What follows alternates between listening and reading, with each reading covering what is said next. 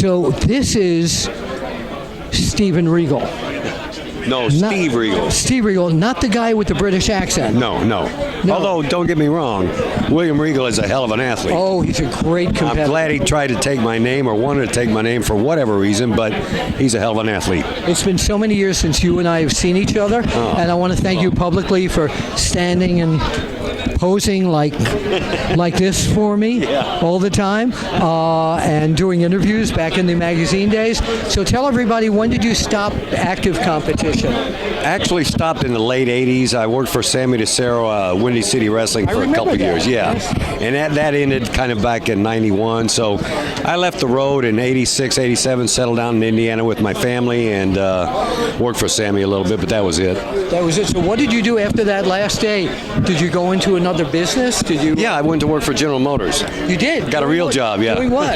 Selling, I was a rep for the state of Indiana for all their certified cars. Right. Yeah, that's what I did for a while. So That's great. Yeah. So when you look back at the wrestling career, what are some of the highlights?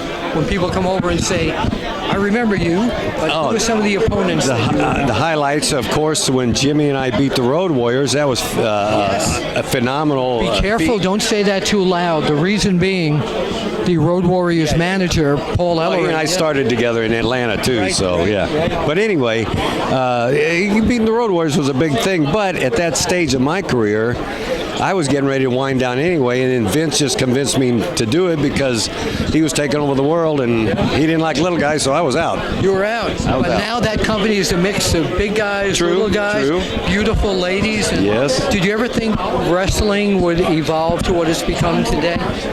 Oh, as a multi-billion-dollar industry, no, I didn't think it'd ever get to that, but they have to watch their product because it can all turn around very quickly.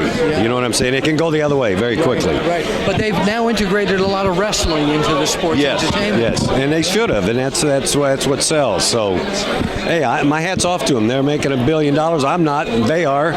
So we mentioned the Road Warriors. What about some of the other opponents that you wrestled against? Oh gosh, I had classic light heavyweight title matches with Buck Zumhoff and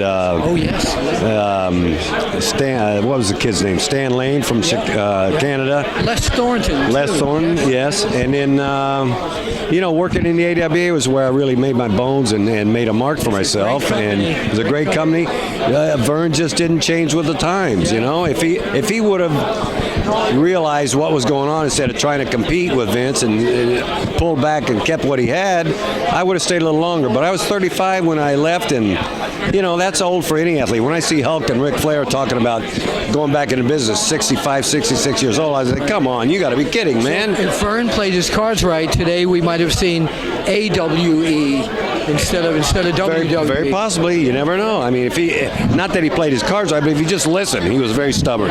Didn't even listen to Greg, his son, which Greg knew. I know. You know the story. But it is what it is, to quote a cliche. Are you on social media at all? Yeah, I have an email account. So where can people email you if they'd like to get a hold of you?